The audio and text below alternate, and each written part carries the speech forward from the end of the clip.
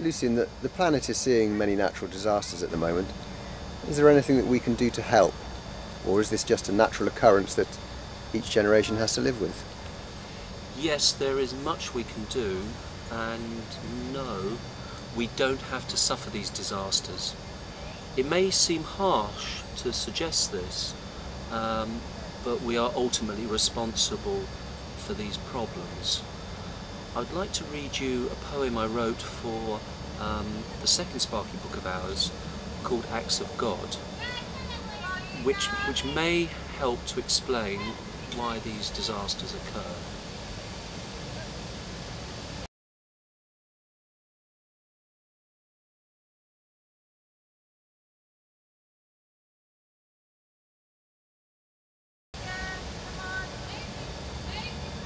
Acts of God. There are such things as acts of God, but here's the big surprise. Just what we do upon this earth reflects upon the sky. A lightning burst at very worst will strike what it can see, so stay away from angry words, nor shelter under tree. There are such things as acts of God, but God won't interfere. Yet what a famine, fire and floods bears heavy on my ears. On Thursday morning, 9 AM, the President decreed, "The starving millions on this earth we can no longer feed. Instead, the fight on evil men must be our common aim." But by next morning, on his land, the floods and famine came. For fighting only fuels a fear that some may choose to keep. Yet food will prove we paid the price, so children may not weep.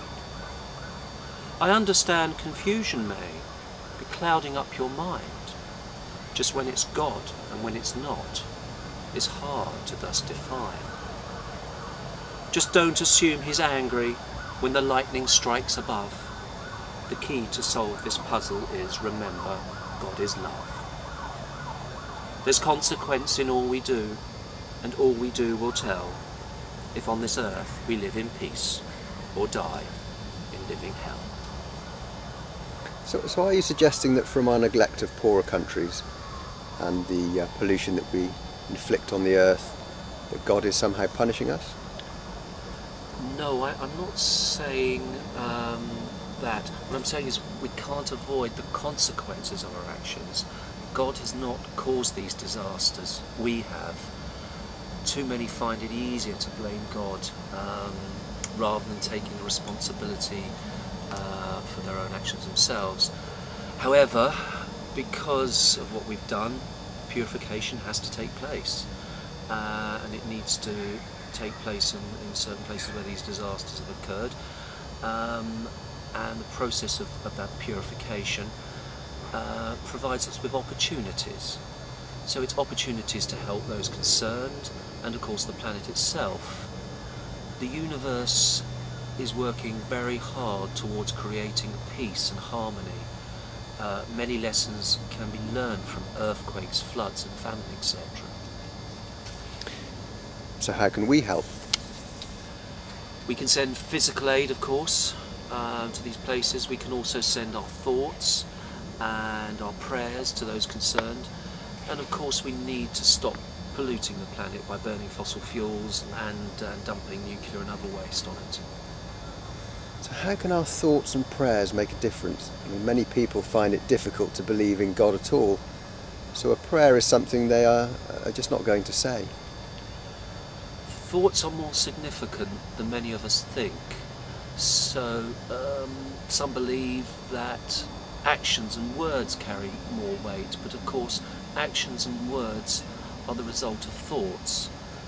So what kind of thoughts should we be sending to these places?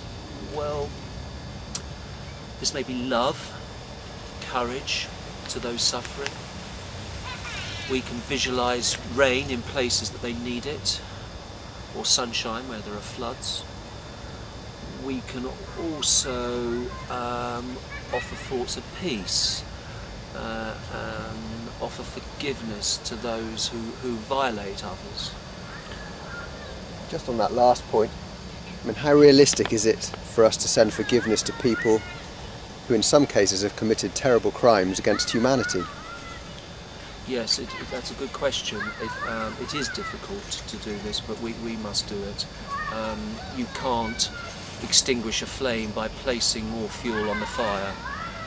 Equally, if we do nothing, the fire spreads and gets out of hand, so we have no choice but to send forgiveness if peace is what we truly seek in our hearts.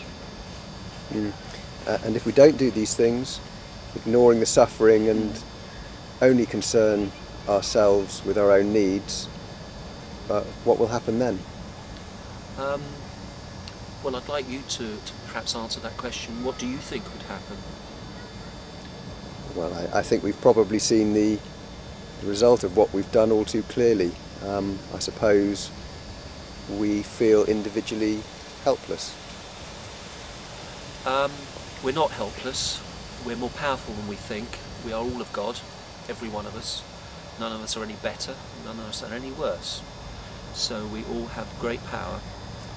But what we need to do is to embrace our individuality, not be concerned with being part of a group, and wait for other people to do things and then follow them.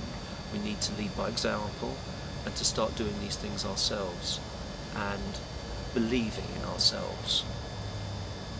We've all chosen to be here at this particularly special time, and our higher self obviously thought much of us then and thought that we could achieve this thing, and we must have more faith in ourselves. Thank you, Lucian. Thank you.